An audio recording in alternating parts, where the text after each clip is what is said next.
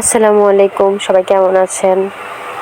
বাড়িতে গিয়েছিলাম, তো আমার শাশুড়ি মা আমাকে চ্যালেঞ্জ দিল যে তুমি এরকম খড় কাটতে পারবা কিনা। আপনারা জানেন গরুর প্রধান খাদ্য হচ্ছে খড়।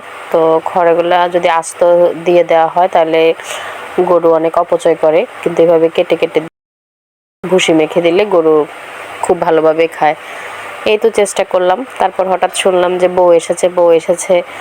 মানে হচ্ছে আমাদের পাশের বাড়ি চাচাতো দেবর হয়, মিলনের বিয়ে ছিল।